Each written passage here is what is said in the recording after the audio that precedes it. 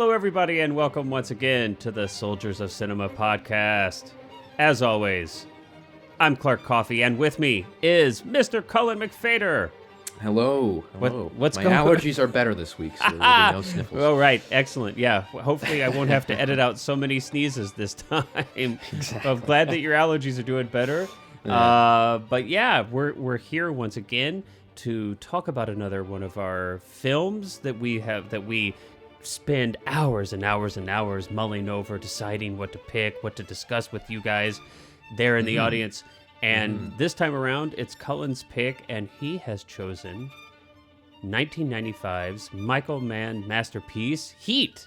Yes, a epic of crime, An epic and of romance, and an epic of epic drama. proportions, of Yeah. epicness.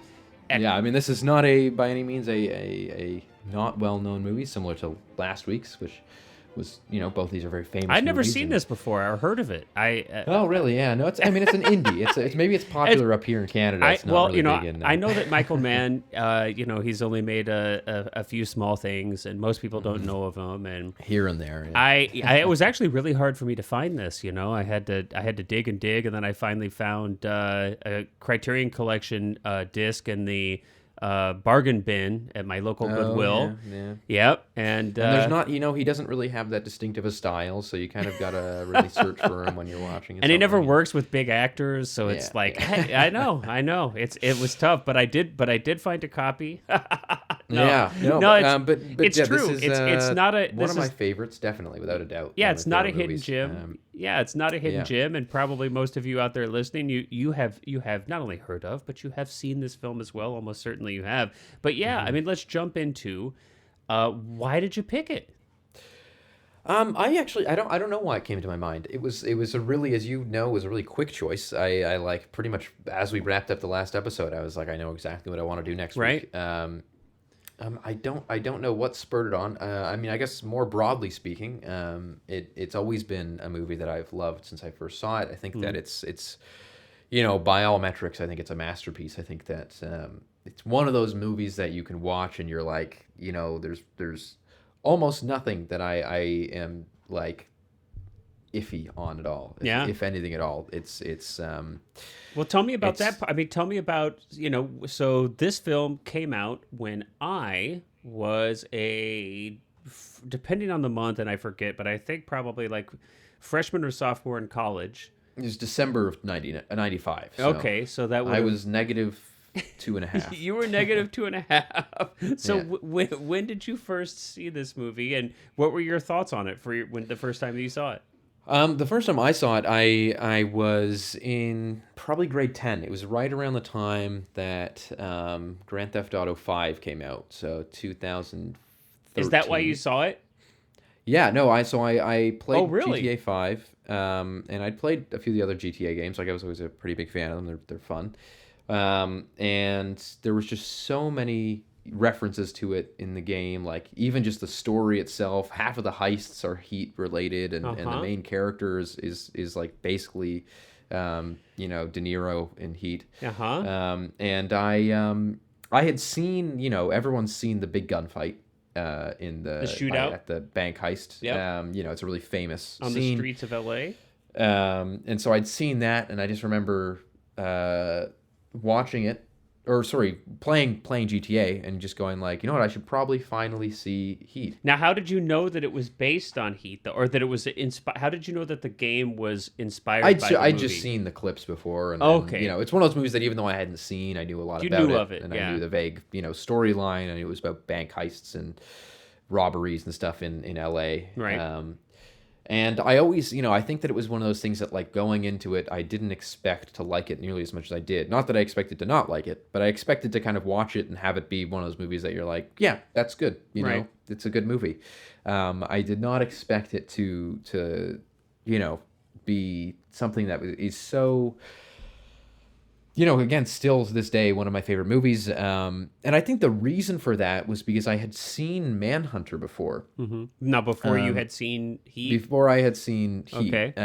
And for those of you who don't know, Manhunter is based on the book Red Dragon, which is the book that came out before Silence of the Lambs. So there's like so that's why I've always loved Silence of the Lambs, Yep. and so I had seen Manhunter, and I'm not huge on Manhunter. I think it's a fun movie. I think it's really good, but I think Silence of the Lambs is a much better crafted film for that kind of genre and that kind of story. I think Manhunter's a little bit too like, Miami Vice in some places. It gets a little bit kind of like crime, action for my Right. taste in that, genre. Mm-hmm. And so I don't think I really expected to love Heat, but like I do. I think this is like a 5 out of 5. 5 stars, 2 thumbs up. I think the reason for that though is just because how refined, how well crafted, how restrained Mann's direction is. Like, what stood out to you when you were in 10th grade when you just first saw it? I think that the performances as well, but I think that it's, and I'm going to get into this more, and I've mentioned this a little bit before, but I think that when we talk about Mann's direction, I'll get into it in more detail. But I think that it was kind of the first thing that really introduced me to like what I kind of coined as like vibe filmmaking, which Okay, is what's that? filmmaking where every scene exudes the tone, it exudes the theme, just the feel, the overall feel of a scene is permeated with the overarching theme and tone of the film. Whether that is the music that is kind of underlying even in the simplest of dialogue scenes where there's just kind of like a little bit of a drone. The cinematography in each scene is so dramatic and heightened, but not in a distracting way, in a way that serves the story really, really, really fantastically. And so I think it was kind of the first time that you kind of watch a movie and you go like, you're obviously taking things, especially as someone who, was young and really into film and stuff like that. You're always trying to pick up on, not necessarily techniques in a literal sense of like writing down like, oh, well, how do they move the Right, camera? but you're just soaking picking it up. on the workmanship of a director. Yeah. And I think that this was just something different. It was something similar, but also different. Like, when something's really accessible and something's really easy to watch and get into, sort of very similar to what we were talking about last week, Pulp Fiction, where it's very accessible, it's very easy to get into, Yeah. but at the same time, it's unapologetically personal to the person making it. Mann is all over this movie through and through. Yeah. And so I think that that's something that really, proves that it is possible to be a really, really individual, unique filmmaker while simultaneously making a movie that is pretty widely beloved by most people. Anyone who's a fan of film usually references this as a really good flick, a really good action flick. Right. It's cited as one of the best action movies of all time, and there's honestly not even a ton of action in it. Ooh, but the action that's there is great. But is fantastic yeah, it's and very fantastic. intense. I mean, I always forget how intense that robbery scene is, the shootout. Like you're sitting there watching it and you're like, oh, I know it's coming, and then suddenly you're just like gripped to the screen and you're on the edge of your seat, literally. Yeah. Just it's so In the land, it's so and then you visceral. realize it's one of those scenes where at the end of the scene when they drive off, you release your breath and you're like, I was just holding my breath that whole time. Yeah. It's in it the really affects land you. in the land before CGI. These are Yes. these are the things that we had, kids, in the land before CGI. But well, so that's funny. So I guess kind of in a way, the GTA or video games kind of led you to check out this film, I guess, for lack of right for the most part. I mean, for me, it's like I grew up in the 80s, or at least partially in the 80s and 90s. And, so I first kind of knew who Michael Mann was because of Miami Vice. Miami Vice was, I think, exec produced that. His name was all over that show. And for I think a he period, directed a few episodes, the pilot, I think. Probably, yeah. I don't think many, but a few. But definitely his stamp is on that. And that show was like instantly became a big part of pop culture when I was a kid, right? So when I was like 10 or whatever, that show was like a big part of pop culture, and Still is. And, yeah, I guess that's means, fair. yeah. That's fair. I mean, its impact is still felt, and so I kind of had that a little bit of a background there. Not that I like really consciously knew who Michael Mann was. But by the time this came out, again, I'm like a sophomore-ish in college. So I kind of, knew all those things. Of course, I knew who Al Pacino was. Of course, I knew who De Niro was. I had seen their other work. They were about as big an actor as you could get at the time in 95. Mm-hmm. And I had seen other work of Michael Mann's. I'm trying to put the timing down, but I think, like Last of the Mohicans, I saw in the theater. I think that was the film that he made right before Heat. So I watched that at the theater when it came out, and I liked that quite a bit. So all of it's like, all these things that's like already on my radar, right?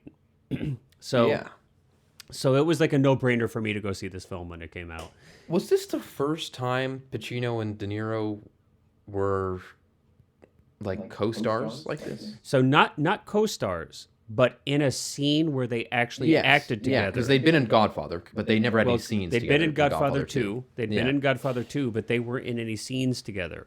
Yeah. So that was like one of the big marketing hooks for this, right? Where it was like, together, see Pacino and De Niro, together, in the same film, in the same scene. And speaking of Miami Vice as well, I've heard that Mann's new show Tokyo Vice is really good. Well, I didn't even know that he had a new show called Tokyo Vice. He directed the pilot of that as well. What is the first episode? Is that on HBO? Not sure what it's on. I think it's HBO though. I think it's on HBO or what was something. The name of it again? Tokyo Vice. Tokyo Vice. That's interesting. It's based off of a book. Yeah, so I think that is on HBO Max. HBO Max, yeah. Yeah, I think that's on HBO Max. I'll have to check that out though. Yeah, I've heard good things about that. But no, I think that's Michael Mann is I knew him as the director that defined the driving down a street with the halogen lights above you at night, and the camera's is like placed, super right low. behind like the front. The most iconic scene in Miami Vice is the In the Air Tonight. In the Air Tonight, absolutely, and I think that's. And I used to drive around like that all the time in high school. and I think that's so it's iconic. It's iconic, and you speak to a couple things. And another inspiration. I actually didn't really think about this, but. Drive, the Nicholas Winding Refn film, is very clearly, there's some homages there. Yeah. So so anyway, it was like all these things, it's like, of course I'm going to go see this film. Interestingly, though, enough, like I don't have a specific memory of the first time I saw it. I can't recall if I saw this in a theater. I don't recall if I saw this on home video. I think it's likely I saw it in the theater, but I can't remember that. But it's one of those films that I just feel like I've always known, right? It's like a film. I just feel like this film is just like kind of a part of my cinematic mind and body, I like, it's like always been there. It was almost funny is like when I, of course I watched it again to get it fresh in my mind. And it actually hasn't even been that long since I've seen it. I saw this with my wife, I think, and maybe some friends just like maybe 4 or 5 years ago. So it's not even been that long since I've seen it. Watched it again for this. And it almost just feels like an old friend, it just feels like I know every moment. I kind of, know every beat. I'm like, oh yeah, there's, look how young Pacino and De Niro is, oh my gosh, what's her face? Gosh, I'm like, Portman. Look how Natalie Portman's just a little kid. I always forget that she's in this too somehow. I know. I'm always like, she always comes on. I'm like, oh yeah. I know. I'm like, look how young she is. And Natalie Portman and Ted Levine are the two people that I'm always like happily surprised. I have this thing where I'm like Val Kilmer, who I quite like, and I'm like Val Kilmer and his elbow. Have you ever noticed the giant tumor on his elbow in this movie? No. What? Really? I've never seen Not to digress so far, but I'm like, I cannot not stare at it when I watch this movie. I have never. Let me take a look. I'm just looking it up now.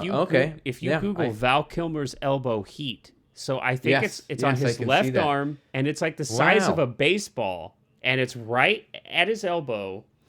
And I don't know what it is. There's like speculation. Maybe it's a lipoma or like, some kind of weird hematoma or something or some kind of benign tumor. I don't know. But holy crap, I'm telling you, every time I watch this film, so it's like just all these little pieces that I'm like, just brings me right back home. I'm like, oh yeah. I had never, ever seen that before. That's interesting. Didn't notice it. But Yeah, little piece of trivia. Little for you. piece of trivia for you. So anyway, I guess so this is just one of those movies that I feel like it's always been there. It's not, it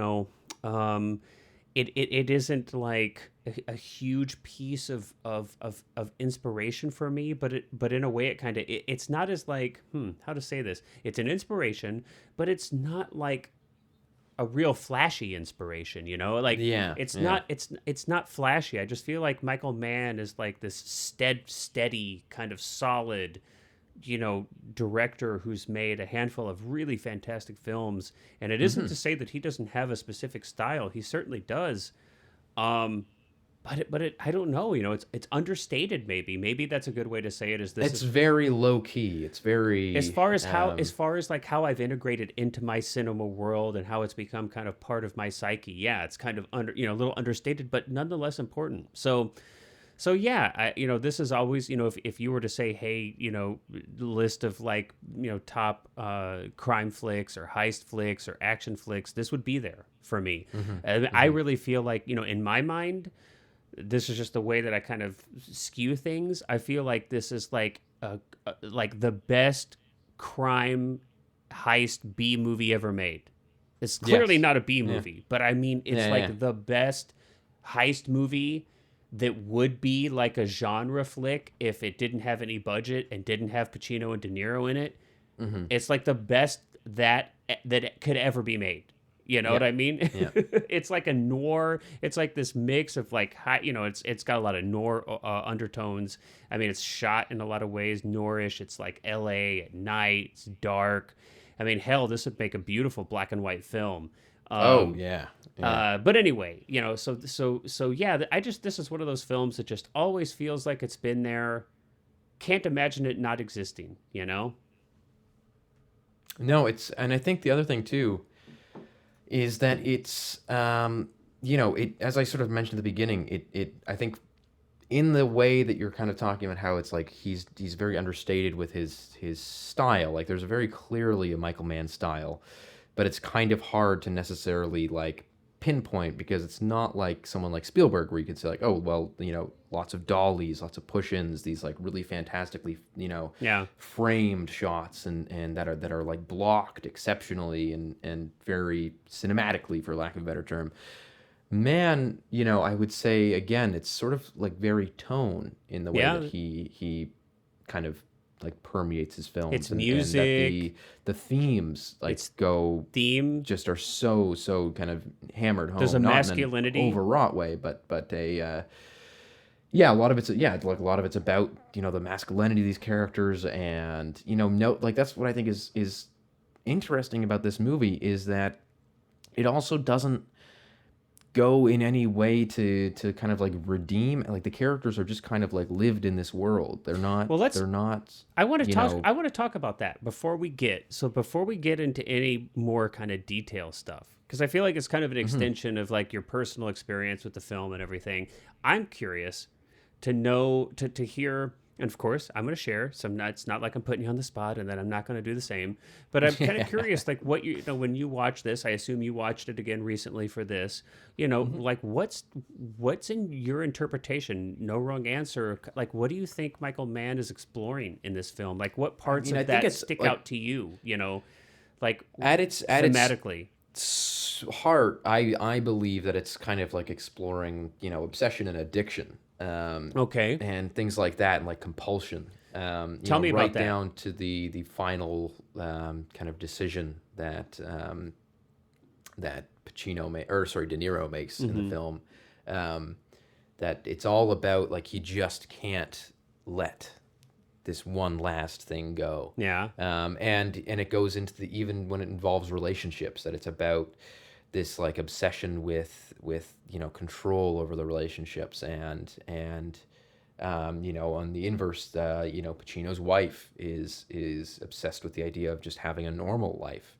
She's like addicted to that, and she just wants this happy, and that she goes off and has an affair just to, as she says in the film, like just to have some sort of a closure with him, because she just wants things to be like normal. She's dating a homicide cop. Yeah. or married to. Yeah. And so I think that kind of, again, I think that really goes through, not necessarily in an explicitly like drug related sense, because there's not really, a ton of like explicit drug use that comes up in the I have an movie. interesting piece of trivia though about that. But I think it's ultimately about, the downfall of obsession and addiction. Okay. How close De Niro gets to getting out. Yeah. That's interesting. But he just has to, it's always just like the one last thing. It's the one last thing. It's the, not necessarily in this one. It's not necessarily one last score that takes him down. Well, I guess it's sort of the effect of one last score. But yeah, that's kind of how I see it. Okay, yeah, and that's totally valid, and I absolutely there's definitely, I think there's a lot that speaks to that. I mean, Al Pacino, you could certainly argue Al Pacino is both of these characters. Al Pacino is obsessed with the hunt, and De Niro is obsessed with applying his craft. He says like, I don't know how to do anything different. This is what I'm good at. Yeah. And that's where I think good art is going to automatically, like, you're going to have a ton of different interpretations of theme when art is good. So my interpretation is totally different. And what's interesting, at least to me, it's interesting, is that my interpretation has so changed as I've gotten older. I think when I was your age or younger, I might have said something very similar to what you're saying now. And I'd be just as right as you are. When I watch it now at 46, I see something so different in this film, and I actually don't know that I either didn't feel this as strongly or I didn't kind of think about it long enough to articulate it. The last time I watched it a few years ago, but what this film means to me, and when I thought about this, it really elevated my appreciation of the film just recently, like really elevated it to a level that I had not approached this level ever before, having seen it. And that's this. So, and not to get too, well, yeah, it's okay. We can get philosophical and even a little personal sometimes in these things. Why not? That's what we're here to do, right? Everybody else can talk about lens links and, which I do want to talk to you about in this film, because I know you love wide lenses, but not Michael Mann. Okay. But let me stay on track. So, so for me, here's what I kind of see. It's like, and I think this is really key. So you've got De Niro, and he's like, look, I live this life where it's like, I can't have any attachments. 30 seconds. If I can't, I have to drop it all in 30 seconds and be out of here. Like, that's how you've got to be. And so you see, like, De Niro is presented as this, like, I mean, it's very like, he walks into his place and there's like 3 plates and 2 cups and there's no furniture. And, it's this beautiful home. Like, Lord knows what that home cost on the beach, but there's no life in it. There's no life at all. And it's just like, he's gray suit, gray hair, bland, there's like, he's older. I mean, he's obviously, approaching 50 in this film, right? The character. But let me get to the point, Clark. So when I see this film, what really stands out to me is about the relationships. So if Al Pacino and his relationship with his wife, or soon-to-be ex-wife, and, we have De Niro, and he has sacrificed to pursue this one thing in his life. He has established his life. He has created his life in a way where he has no connections to he doesn't share his life with anybody else. There's no romantic connection in his life whatsoever. And it's on purpose, because he sees that as a distraction to his purpose. Then he meets someone totally on accident, completely against his will, right?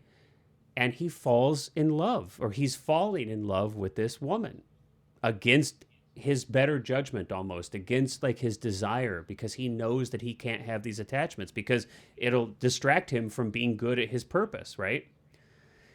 And I think this film, he ultimately decides to leave the relationship, to abandon the relationship, to stick with his so-called purpose, and he ends up dying because of that. And you have Pacino, who also chooses the same. He makes the same choice. His wife leaves him. His third wife, I think that's his third marriage in this film, right? Or marriage, yeah. his daughter, and I actually think it's not his biological daughter in the story. No, I think 'cause it's they bring her up the dad. biological. They Yeah, it's her mention that, biological. But she attempts suicide in his hotel room. None of these characters are happy, right? In the end, it's not like there's some victory for Pacino even, right? No. It's almost like It it's almost quite somber and implies sad. that Pacino's almost like It's sad. up a little bit sad because For it's sure. like they justify each other. They justify each other, and they know each other. They know each other. They're both the same thing. And so to me, I kind of feel like, wow, this is like a really strong statement about what happens to your soul when you refuse a call to love. And because I feel like there's like a parallel kind of situation happened to me. I made a different choice. I had set my life up. I had designed my life very specifically. No relationships, no serious attachments. I am pursuing this one dream, and that's all I'm doing. And if I have other things, then it's going to distract me. I can't have these kind of emotional attachments. They take too much time and energy. I made a different choice, and I'm really happy that I did. So obviously my own experience, my own background, has colored my interpretation of it. But to me, this is one of the most kick-ass, awesome, subtle, nuanced films about that decision in life. And I think we all have similar types of decisions that we have to make in our life without being over the top or saccharine or cheesy or, So I don't know. And I think to drive that point home too, two scenes or two elements. There's the one moment when they're at the restaurant and De Niro's the only one that's alone. He's the only one without a family, and he very clearly is seeing that. And the second thing is that who is the villain of the film but somebody who is like an abomination to love, who sleeps with prostitutes and murders them. Waingro is really... he's the opposite end of even like if you were to take, the coin that is De Niro, Pacino, and those two, and they're at the opposite sides of the same thing. And Waingro is kind of the antithesis of that. So no, I think that that's definitely that's totally a really neat way to, and I think that in line with that, there's a direct kind of reference to that as well, which is just about the dream about drowning and not having time. And it's not that, they don't really say it explicitly, but it's not that he doesn't have time to go off and, love the fruits of his labor and sitting on a beach in New Zealand and, relaxing for the rest of his life. It's very clearly an allusion to love and relationships and family. And because what's like the next thing Pacino says is that, well, he's also failing at that. He's on the downward slope of his third marriage. His third marriage, And it keeps also coming to the point that it is totally a distraction. That it is the daughter, Natalie Portman's character, attempting suicide that nearly causes him to let De Niro escape. Totally. And so I think that that's a really neat way to look at the film. And it's definitely I don't think is unintentional. No, I don't. No. I don't think it is. I mean, because it's way too strong of a film. Michael Mann is way too. He's specific of a. He's of a much director. too good a filmmaker. That's not an accident. But we each pick out. We each kind of emphasize different aspects of a good film. When the themes are rich and the filmmaking is nuanced, there's enough room there that we can focus on, because obsession is a part of that, right? You're just as valid as me, because obsession is part of that. Obsession is obsession with whatever ambition you have. We have to make decisions. Like obsession is part of that. That obsession is a part of ambition, right? And the pursuit of your ambition. So this is one of the best films to me that illustrates in a mature way that decision that we all have to make at least some point, and probably multiple and points the of our melancholic life. consequences too. Right? That this movie, every single moment, the tone is so melancholic because it's the feeling of, it's a profound I think question. that if I had to, I don't think this is very vulgar, but if I had to kind of describe the feeling of this film, it's like after like an unfulfilling, one night stand or something like that, right? Like it's this feeling of in just what like, way? just like this kind of like emptiness you feel, this melancholic thing of like longing for something, perhaps the one night stands or the robberies in the context of the film. But well, that you can never be fulfilled with the superficial, or that this dissatisfaction. Yeah. And I think that related to that, one thing I do want to briefly talk about too is what is lacking from the films this is inspired. So I think that a film that very, very clearly, and Nolan has said so himself, that Heat inspired is The Dark Knight. Yeah, yes. The Dark Knight is kind of wears Heat on its shoulder. It's not, especially when you say all. it. Like, it might not, when you watch The Dark Knight, it might not be something that you necessarily immediately connect, but the instant you say that to somebody, if they've seen both films, you're like, ah. Yeah, and I mean even the Van Zandt in Heat is the same actor as at the bank start in the beginning, right? Yeah. So I know this is somewhat controversial to say. I'm not a huge Dark Knight fan. So controversial. I think that I don't dislike it, but I have a happy memory of that. I have a happy memory just for one reason. I'm not a big fan of this film from like a purely cinematic reason, but I do have a big soft spot because this was one of the first dates that I think I ever went with my current wife at. Oh, there you go. And I remember we went to see it, and we filled up like a little plastic water bottle with Southern Comfort. And like sipped on it in the movie theater together. And so it was like one of our first dates, and we kind of got a little tipsy, and so I have warm feelings of this film for that reason. And I mean, I loved the movie when it came out. I was a big Dark Knight fan, but I think as I've like rewatched it over the years, the editing especially is horrible. comparing it with Heat, I think that's the thing, is that it is on the surface level trying to do kind of what Heat does, of this like crime saga about a city. Of course, in The Dark Knight's a fictional city, but establishing this like tonal crime saga. But it's missing all of that deeper context that makes that enriches the character. That enriches, what we were just talking of course, about, there's like elements of romance in The Dark Knight of him and Rachel, and then Rachel is killed. Spoilers. For a 14-year-old movie. Yeah. But what I think it's lacking is that tone and that theme permeating like every single moment. And I think that Nolan also is not on a as subtle. superficial level that you look at the comparison between the bank scene, the bank robbery scene at the beginning of The Dark Knight is like probably the most famous scene in the movie. I have a lot of issues with it because you watch it and you go, why are these people talking the whole time? They won't shut up. They're like going back and forth about like, well, why does he wear the makeup? Why do they call him the Joker? Oh, well, I was hired from this guy. There's so much exposition. And it's like exposition. Whereas you compare that to, either of the big robbery set pieces. The first one I would more aptly compare it to, even though they're both set. The second one's set in the bank, but it opens the movie on this big robbery. Yeah, they are completely silent. In fact, the one character that starts trying to have a conversation is told promptly to shut up. Yeah. And so I think that it's just one of those things where it's like and I don't think that Christopher Nolan is an untalented filmmer by any means. Sure. He's clearly Dunkirk got was great. something going for him, considering his box office pull and what he's able to do. But I think it kind of shows the difference between someone who can, make a really entertaining big blockbuster versus somebody who can like elevate blockbuster to what I think is like, nearing a level of like art house almost. Yeah. Like nearing a level of like you're exploring this aspect of like human condition and humanity. Dare we say it that approaches art? Yes, there you go. Yeah.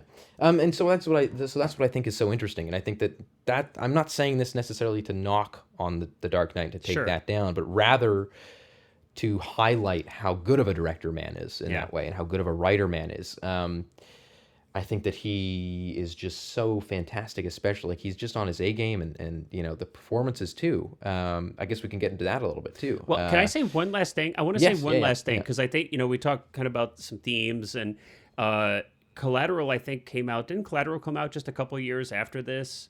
Collateral was 2005. Oh, wow. So a decade about after 10 this. years. Okay. Let me actually make Collateral was 2004. Okay, so 9 years. quite a bit afterwards, because I think he had like Ali and like Muhammad Ali with Will Smith and Miami Vice. Oh, that's right, he had Miami Vice with Colin Farrell and Jamie Foxx, right? And The Insider. And and The Insider. Just not to get too far, I'm going to digress all kinds of places, but The Insider is fantastic. It's at least on par with this film. It is a really tremendous film if you haven't seen it. But one other thing that I want to, because we talked about personal experience, and I forgot to mention this, and it's also such a recurring theme for Mann in his films, in some of them, the way he shoots L.A., how much Los Angeles is a character in this film, and how beautiful Los Angeles looks at night in this film. And he does such a good job shooting L.A. and Collateral as well. And of course, in that film, maybe we can get to some of this, but he was a pioneer on digital. He shot a lot of the night stuff on the Viper. Really early digital camera to get that really high light sensitivity. But that actually is something that really stands out to me. I think Heat is kind of one of those films, and Pulp Fiction falls in line with this too. So there's a reason why these are kind of important to me. When I was younger, they're part of this mythologizing of Los Angeles to me. I think it's shot so beautifully, and it's not that every place they shoot is like technically pretty. Like they shoot in some pretty nasty rundown areas, right? In LA. But in fact, very little of this movie is in like a scenic part of LA. Quote unquote scenic part of LA, but I don't know. It's just like I like you talk about the vibe, right? The vibe. It's everything together with Los Angeles so prominently. It's just like, whoa, that place is mythic, And sometimes I think that's the thing about shooting cities that I think, not only specifically to LA, but just Michael Mann understands, is that oftentimes the best way to get a vibe of the city or to get a feel for a city is not necessarily to go to like the most scenic and beautiful or most touristy spots, but is to just, contrary. I whenever I'm around the world and anywhere, I was in Venice and I specifically avoided all of the big tourists. California walked through them once. Venice, Italy. Okay, sorry, because we were talking about LA, so I just didn't know. Yeah. but I will go to the like most local kind of not touristy places. It's the same thing with Toronto. Like I think that whenever I'm recommending on people things to do in Toronto to people that are coming here, I try to sort of say like just walk. Like it's a very walkable city, but just walk around. You don't have to necessarily go to all of the most famous sightseeing to-do lists. It can be really nice to, and I think Mann really understands that, is that like the feel of a city isn't necessarily about its icons, but rather like, what is it like to just walk down a street at night in this place or drive down a highway? He's got that really good kind of, and especially with just the way that and we'll get into this later on, but Elliot Goldenthal's score goes along with just the feel of like, there's that one, my favorite moment of the score of this movie, and it's so subtle, is when they're driving the van to the place that they're going to drill through the door. Like kind of their second heist. Yeah, the one they abandoned. Yes, yeah. And it's just kind of this like eerie, like elongated string chord. Yeah, and it's just a like probably 20-second shot of this van driving down the road, and it's the shots from a helicopter following it. And I think that it's so, it makes you feel like you're there much more than I think showing, Griffith Park or the Hollywood sign or all that cliched stuff, Bank of America building or something. Yeah, but Mann is so good at that, and I even had to look up, because he shoots LA with so much love, and I mean love like a local, because he doesn't shoot all those tourist spots, that I had to double check. I was like, where's Mann from? He's actually born and raised or at least born in Chicago. But I think about the way he shoots Miami in Miami Vice, the way he shoots LA in this film and Heat and in Collateral. Yeah, I there's just like, and we talk about, I think we've mentioned this a few times now, but going all the way back to our roots with Herzog, and Herzog is so good at shooting landscapes that are representative of some kind of aspect of the human condition. And Herzog doesn't do that in urban environments very often. It's very frequently, yeah. Very free. Almost always, it's natural landscapes is kind of what he's using. But I feel like that Mann is almost like that way to cities, that they really become an integral part. And he kind of takes and highlights the pieces of the city that he wants to take and highlight to kind of, fit into this vibe that he's really going for in whatever particular film he's shooting. Obviously, like, the vibe he gets from Miami and Miami Vice is radically different than LA here in Heat. But I just think that it's exceptional. But that... Well, I think another, it's just to kind of, I guess, harp on Herzog for a second. Yeah, please. That it's not, I wouldn't really describe it as like realistic. No, it's a surreal. More like it's like goes back to the kind of truth versus fact kind of thing, where it's like it's the truth about LA, not the factual day-to-day street life of LA. It's the emotional. It's the emotional truth and the authentic feeling. So that much more than it is, again, you're not just. Otherwise, it would just be them sitting in traffic all day. And remind me because I want to go back. You were making this comparison to The Dark Knight, which I think is an interesting comparison. I want to take it just a step. Do you remember where did they shoot? Where was the city footage shot for The Dark Knight? Chicago primarily. Was it shot in Chicago? And because obviously they're trying to represent a fake place, Gotham, but Gotham's kind of New York, sort of, and isn't it's Gotham like a kind really of Manhattan? For like northeast, northeast. Because I don't know much about comic book stuff, but Gotham is really kind of just basically New York City, right? Isn't it? It's I think I don't know much about comic books either, but my understanding is that Gotham is supposed to be New York City at night, and Metropolis, where Superman is supposed to be New York City during the day. Oh, I forgot there's Metropolis. Split them into two different cities. Are those two different comic book worlds, though? Right? Like one's no, DC that's Superman and Batman are they exist in the same. Oh, they're in the same universe. Okay, all right. So I think that's it. It's supposed to be like Gotham is New York at night. And like parallel Metropolis is daytime. I guess that's less important. But what I was going to try to say is that at least my recollection, I mean, it's like you look at how differently those cities are shot, and I just, I don't know. I just don't get, the same kind of like feeling from how those cityscapes are shot in The Dark Knight. It just doesn't have the same story impact to me as how Los Angeles is shot in Heat. And an example, and it's kind of interesting too, because this story kind of encases a little piece of trivia too. Probably most people know, but there's that really beautiful scene where oh gosh darn it, I've got to I'm having a hard time with the characters. It's Neil, right? Isn't Neil is Di Nero. Where Neil's like, the relationship is blooming with Edie, and they're out overlooking Los Angeles. I think it's shot on a green screen. So that was shot on a green screen, but of course, all of the footage of Los Angeles is real. Yeah. I mean, they really shot it, and then they created a plate, and then and then they put them green screen. And this, of course, is part of like the issues with light sensitivity and dynamic range of a film camera. And, so that's why he did that. It's just a technical. Still looks good. Still looks good, actually. I mean, it still looks really good. But I just feel like the way Los Angeles is used as a character in this film, it's just, that's another difference, I think, between the storytelling of Michael Mann in Heat versus Dark Knight, which is weird that we kind of went I also down want that direction. to add, because I know we're sort of going on a little bit of a tangent. We're just going everywhere today. Batman Why not? For some reason. Yeah. But that it also, to me, points again to perhaps the shortcomings more of the Dark Knight than it does of like fictional film or city. Because you think about Burton's Batmans, Gotham is totally a character in those. There's totally Very such stylized. a rich characterization of Gotham, and even in the new Batman film that just came out this year, I haven't seen that. Which I actually enjoy. I would say that I really like the first 2/3, and the last third I was okay with. But I'll have to watch it. Maybe we'll do an point. episode on it one day. I think it's free to watch on it's streaming HBO, somewhere I think. here. Yeah.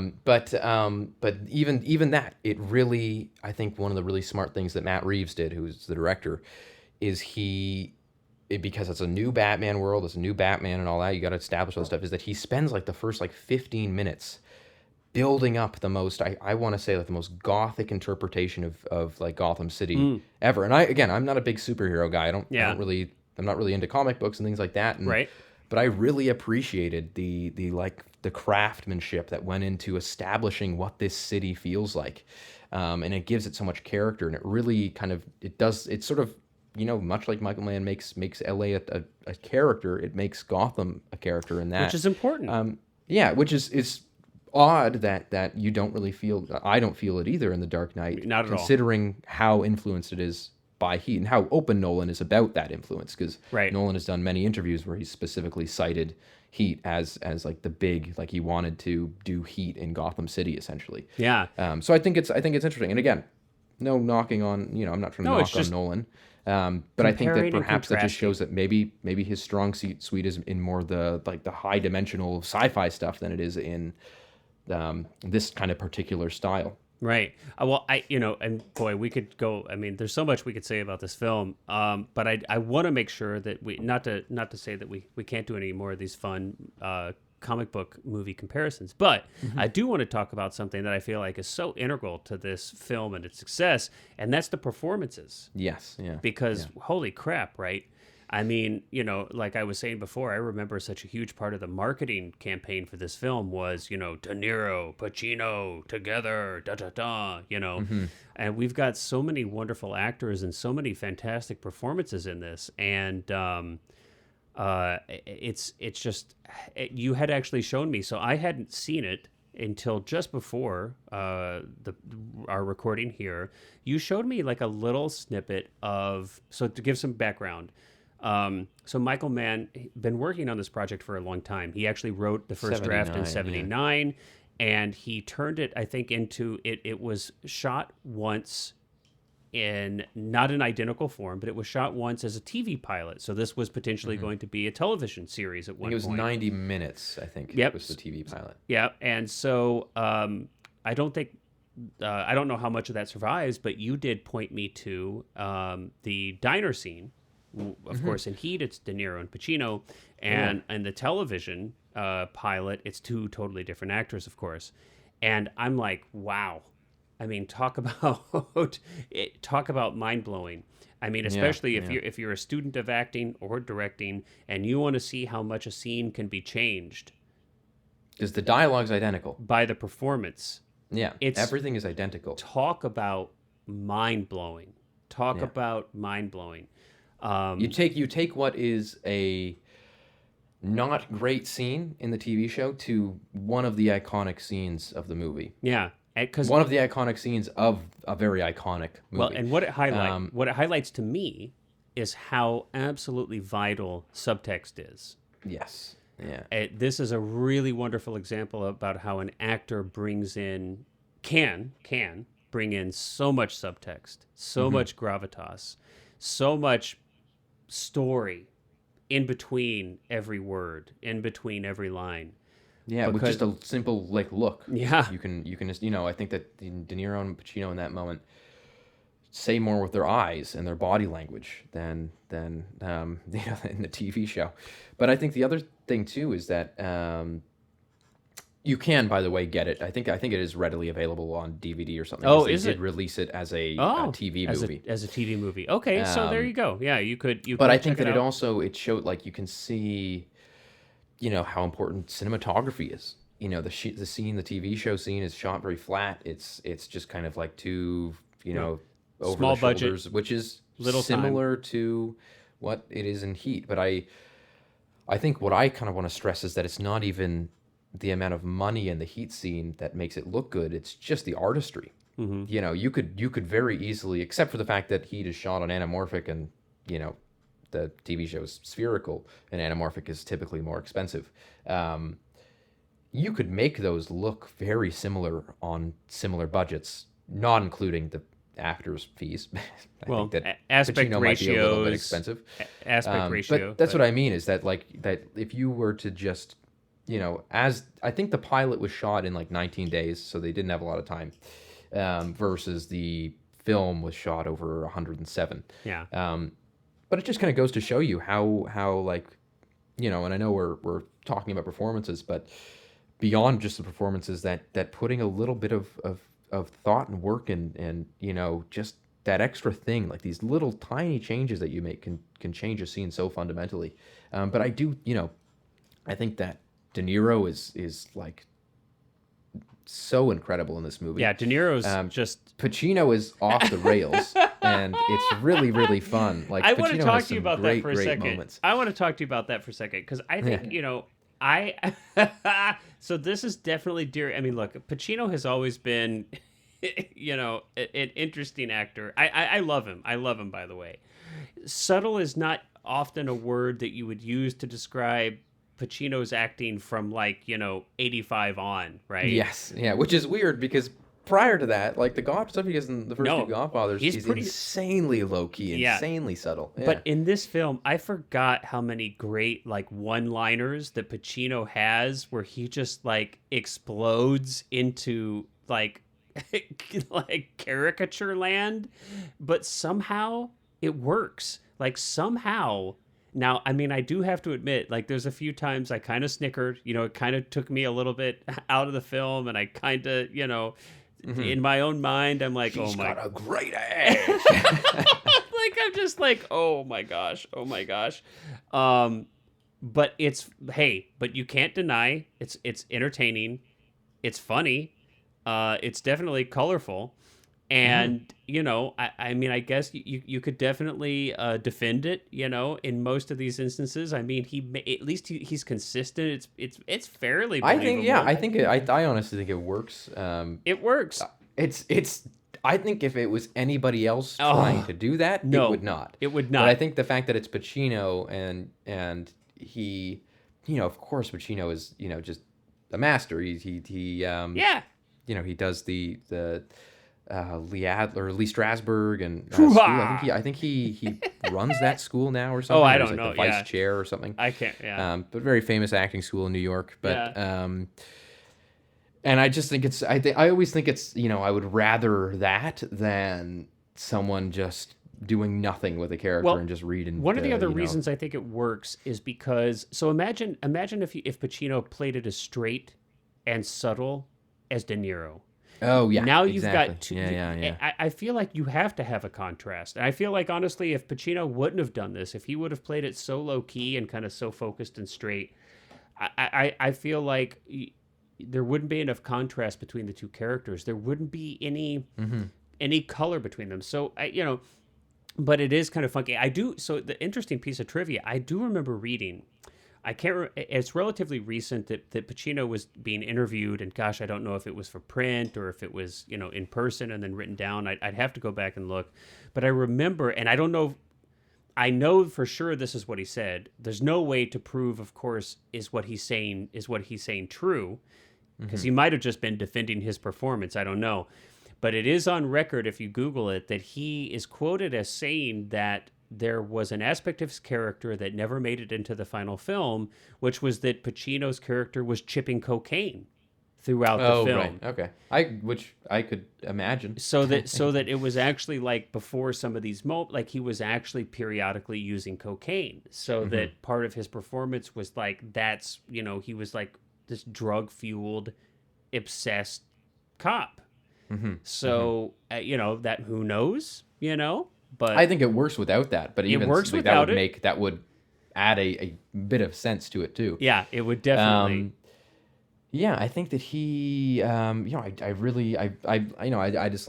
Pacino, and I think that, but I think that and this also involves the direction, but that moment when they are looking at Neil on the TV in the truck. They're the cops are ready for the bust in the truck, and they're looking at the heat vision. Yeah. And then the cop sits down and hits his gun against the thing. Yeah. And the way that scene sets up the fact that they're looking at each other is so it's rare that you're in a movie or you're watching a movie and you're sitting there and it's just two people staring at the camera and they're cutting back and forth and you're going, oh, they are looking at each other. They know that each other are there. So I'm so glad. Great. I'm so glad you brought this up because So I'm gonna. We're still talking about performances, but I think this is really key. We didn't talk about this in Michael Mann's direction. The lens choices here and the framing choices of faces.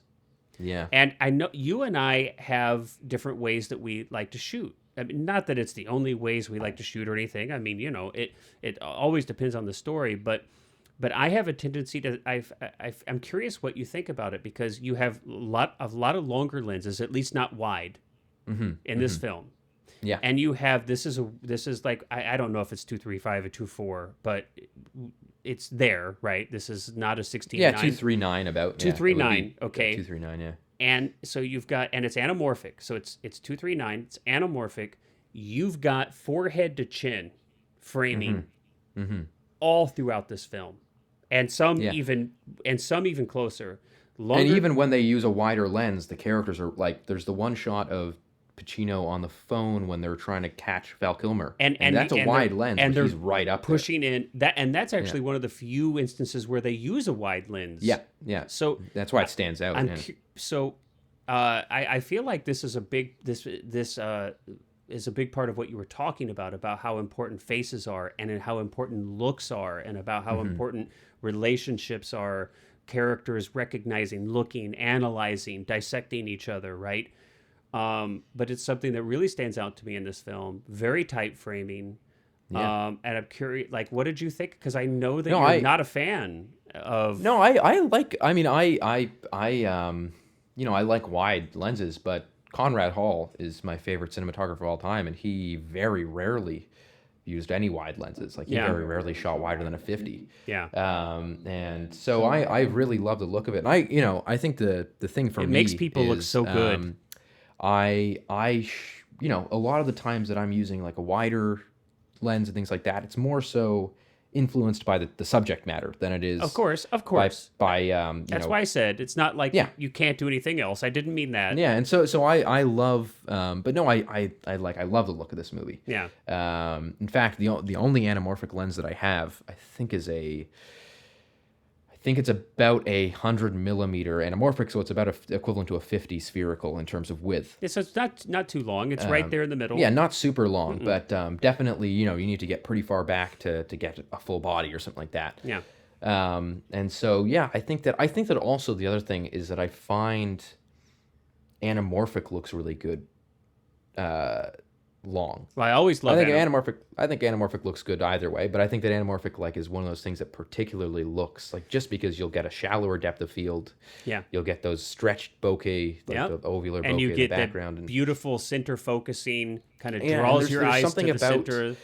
It's really difficult to explain, but there's something about when you're shooting on an anamorphic lens, and you won't really know this until you do, or at least until you've edited footage, or until you're sitting with a camera with an anamorphic lens and you're moving it around and looking at how the image shapes around the movement, because of course it's a lens that's stretching image light 2 times higher than it's supposed to be.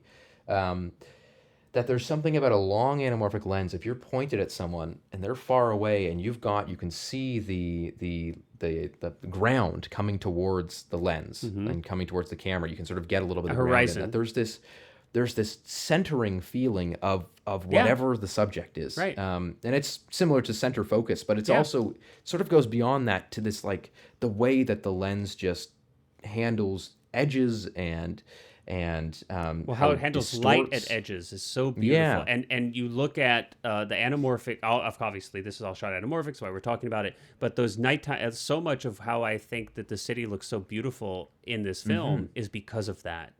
Is because of that use of anamorphics, and it's almost like the city lights are stars. There's this beautiful twinkling, this beautiful distortion. And part of that's atmosphere, part of that is is part of the lens, but it's really just it romanticizes the city, I think. But no, I really love I'm actually gearing up when I return from my trip this summer, which is going to be 3 months away, to DP film that I'm planning on shooting on primarily longer anamorphic lenses. So no, I think that this movie looks great. I really like wide lenses. Mann doesn't. Yeah, but not in this film. But no, I love. I like a mix. Yeah, I can't recall. I'd have to go back and kind of reevaluate or watch again to refresh in my mind his other films. I'm not sure if he, if that's just a choice he made for this film, or if it's a choice that he uses through a lot of his films. He tends to shoot longer. Okay. Not like regardless of DP on his film, or is it okay? Yeah. I think he likes the look of longer lenses, Yeah. and not to a degree of like. I know the Safdie brothers; they are always at like minimum 80 millimeters. Yeah. If you've seen Uncut Gems or Good Time, Right. it's like and it works really well for their style. I think that they're really, really great filmmakers.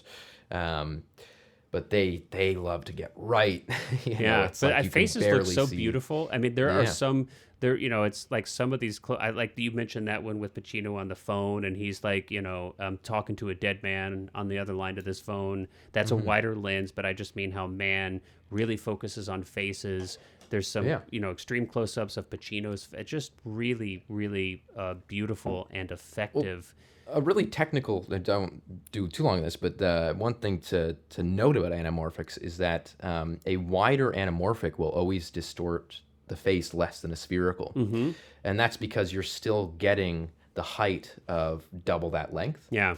So if you're even on a, let's say what would be the equivalent width of an 18 millimeter spherical on anamorphic, you're going to get a much more natural looking face that looks like a 42 or I guess 36 it won't millimeter. pull out the nose and everything and kind of highlight as much. Yeah, exactly, because you're not going to be as close to the person. Yeah. But you're getting that width and you're getting that height of the the double what the what the focal length is. So yeah, I guess back to performances. Because there's more than just Al Pacino and De Niro, and it's like there's so much we could say, and we're already at an hour. But I mean, we talked about Val Kilmer is in this film. I'm he has a smaller supporting role, but I think it's an important one because he is the one character that kind of contrasts the other two, Pacino and De Niro, as far as relationships. He's implied to be younger.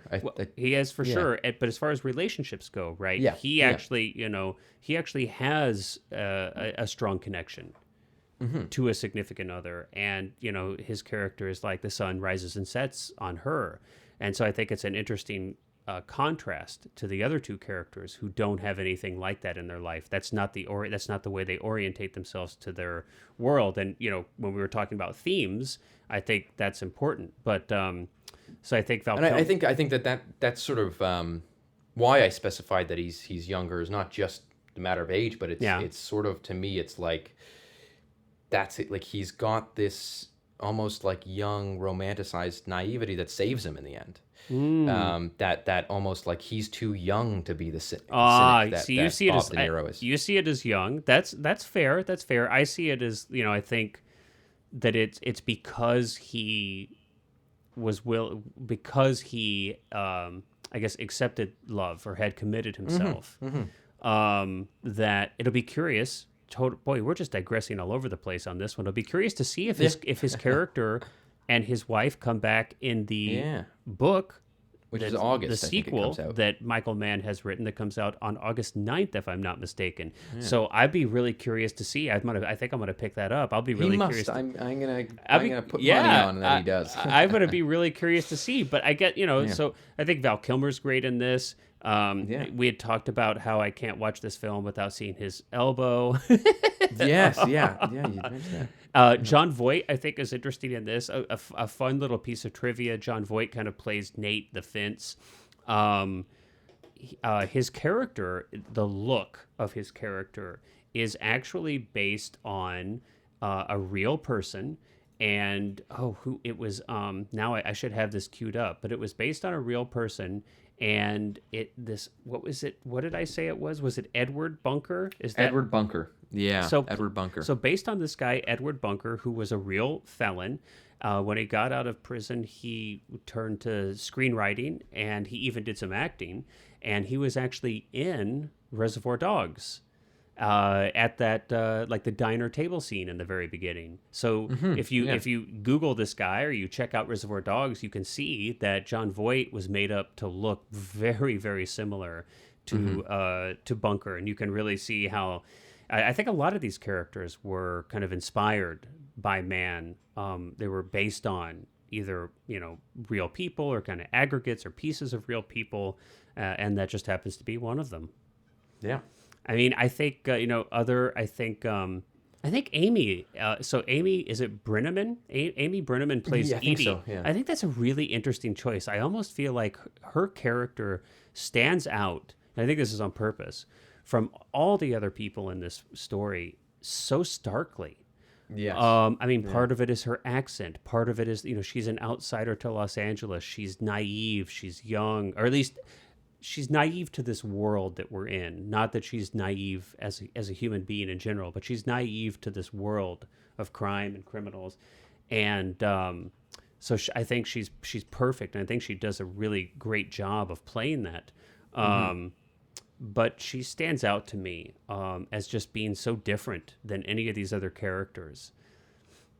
I love, as I've said, Ted Levine is one of my favorite actors. Oh yeah, Ted Levine, and he's always just these like little characters that he puts so much energy, so much just characterization and energy into, and like you can tell that he's an actor that has like a binder of notes on like what this character does every day for We should try to get him on the. We need to finally start trying to get some guests, man. Yeah. If I could talk to Ted Levine, I would be set. That'll be awesome. Our grand finale episode. We're never getting higher than that. Never getting it. It's it. We just have to call it after that because I think. But no, Ted Levine is just. I think he's a fantastic. Of course, if you don't know him, he also played Buffalo Bill in which is one of your favorite films. In Silence of the Lambs. He also played. He was in something recent. Oh yeah, he was in like one of the new Jurassic World movies or something. Oh Lord, I don't even know what. I didn't see it, so I don't know. But I heard that was kind of like someone was like, I was watching Jurassic World, and suddenly Ted Levine showed up. Yeah, and he plays one of the one of the detectives. He's like he gets shot. He's Pacino's like sidekick. Right, and he gets shot. Right, and Pacino just kind of stands over his dying body and just like moves on and lets him die. Like presumably lets him die in the street while he pursues De Niro. I think that I actually. Quickly, to digress one more time real quick. Let's do it. I want to mention that's one of the things that I think also kind of it talks about like a theme of obsession is that Pacino is willing to kill so many people to catch these guys for the money they stole. And you're sitting there watching that moment where they're shooting out like the middle of downtown LA. And you're like, how much money is each of these lives worth? Like, because there's bystanders getting shot. There's lots of property damage. So he very clearly, it's like this obsession that Pacino has is like, no, I'm not going to let them escape and get them later. And, my goal, my strive is to catch him and to, he cannot win. I mean, he shoots he shoots Tom Sizemore's character while he's holding a child. Yeah. You could easily miss. Yeah. That is not protocol. No, I don't think that's protocol. No. But Ted Levine, John Voight, what's his name is in it? Danny Trejo is in it. Oh yeah, that's right. Danny Trejo. Natalie got Portman. A smaller role. Natalie Portman is like, I don't know how old, 10 or something maybe in this movie. I mean, who is a very large plot point around her, but she only probably has not a ton of screen time. 18 lines. So she was born in 81. So this probably shot in what? You said 94? Did it shoot in 95? It was the summer of 95. So 14. Yeah. Yeah. So was that before or after she did Leon?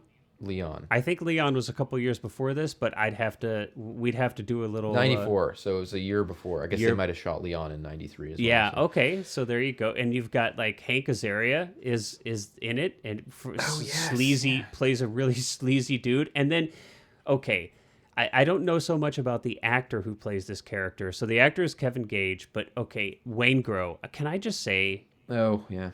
That name is so weird to me. I don't know what it is about that name, but I am hung up on that name. It is weird. Does that name does it seem weird to you? Like when they're like... You know what I think it is? It sounds like... Wayne Grow. Secessionist, like, plantation owning kind of thing. Like, I think which matches up with him because he's like a Nazi. Oh, he's horrible. Yeah. I'm just like, Wayne Grow. Like, what kind of name is that? It's like Wayne... It's like Wayne Grow. But he's great in it. I mean, he plays that role so well. I think that's just one of the brilliant things about his character is that you could so easily have just had him screw up the heist and make that, and then kind of betray them later. Yeah. But the fact that they go the extra level to make him this serial killer, is I think a really interesting choice. And I've heard people say that it's kind of pointless in the movie, but no, I kind of like it. No, I think that it really adds this, like, you want that guy dead. Yeah. You're almost cheering when De Niro decides to pull off the road to go kill him, because you're like, you know what, he deserves to be shot. Well, I like that this film does jump back and forth to subplot, and so you have relationship moments, you have character moments, and this is a character moment for him. I mean, speaking of that character briefly though, I do have to say, I mean, look, there's one little weird like story thing to me that doesn't quite add up, and that's this. If I were writing, let's say, okay, let's play a game. If Clark were writing this, like somehow I'm going to write it better, but let's just pretend for a minute.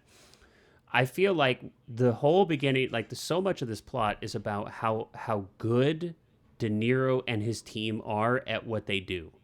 That's an important plot point, right? That De Niro, that Neil McCauley is a absolute stone cold professional, right? That's an important plot point.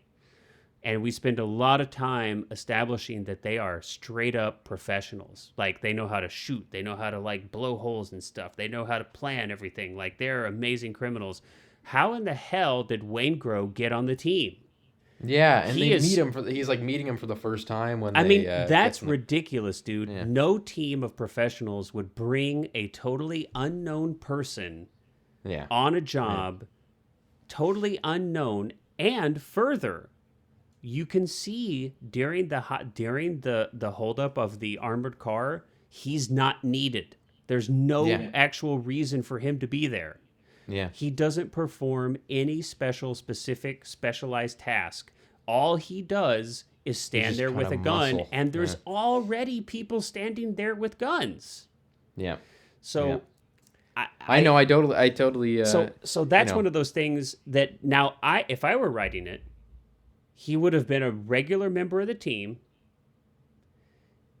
And he just like, and they have friction, and there's some friction or something there. But I also would have made it, and that way when he betrays them, or when he like tries to, like, you could have him betray the team. And anyway, that's what I would have changed. That just felt weird to me about his character. Why in the world is this amazing team of burglars letting in this unknown element? But I digress. Henry Rollins is in this. Do you know who Henry Rollins is? I've heard the name. Let me look him up and see. So we don't have to. I could just tell you. But so Henry Rollins. Oh yeah. He's the security guard. Yeah. So he plays a very small role in this. I thought that he looked so much like Colin Farrell. But he is a super interesting dude. And he started off in music. I mean, State of Alert, Black Flag, especially. I mean, he also Rollins Band had a moment. But he's done a ton of stuff, dude. And he's a musician. He's a musician. He's like a spoken word artist. He's a writer. He's been in a lot of movies playing smaller roles like this. Yeah. But he's a super interesting guy. And it was about 94, 95. I actually saw him in Columbia, Missouri at a place called the Blue Note, which is a small theater. I saw him do a spoken word. Right about the time that this film would have been released. So maybe he had just shot it, but he was touring the country doing spoken word, and I saw him at about the time that this film was released. But he's in a bunch of little films around this time. Yeah, Tone Loc, who was like he had like a 15 minutes of fame. He was a big rapper. He had a couple hits that was like, like Funky Cole Medina and Wild Thing, I think, were like two big hits that he had in the early 90s. It's kind of funny to see him there. And Jeremy Piven, who... Yes, yeah. Jeremy Piven plays like the little veterinarian that stitches up Val Kilmer. And it's interesting to note that in 1995, he had less hair than he has in 2022, which is an interesting little, scientific miracle. But it's just, it's one of those things. Must be something in the water. Must be something in the water, yeah. Anyway, but there's just a bunch of fun people in this, even if they're just in small roles, but it's fun to see them. And I think, and I think in general, I mean, Michael Mann, I think performances are pretty much across the board in his films are generally pretty darn stellar. Yeah. Oh my goodness. It's a 100% recommend if you haven't seen it. I mean, watch geez, it. we have like how many things? I mean, we've covered just about everything, including comic books and Yeah, this has been a it's- wide range. yeah. Was there Um, anything? Can you think of anything that we missed? I mean, that the you only wanna thing talk I about? also want to say that I briefly touched on was just that Elliot Goldenthal's score Oh, is yeah. fantastic. It's I a mean, really it's yeah, it's you a. can. I think it's a I'd really recommend just listening to it. yeah, it's a really beautiful kind of a little bit of like synthy, a little bit electronic-y, kind of ambient. Like if this were a genre of music, I would put this in like an ambient, you know, Yeah, for yeah. almost all of it. There is like some more. Really, just kind of like wallpaper in a lot of scenes. There's no like stings on moments or anything like that. No, it's just kind really of- subtle. yeah, It's there are a few like more traditionally instrumented. Is instrumented yeah, a word? yeah. I guess More orchestrated or whatever. orchestrated. Yeah, there's a few moments like at the end of the film that kind of have like an extra emphasis. But yeah, it's a really Yeah, when Wayne Grow is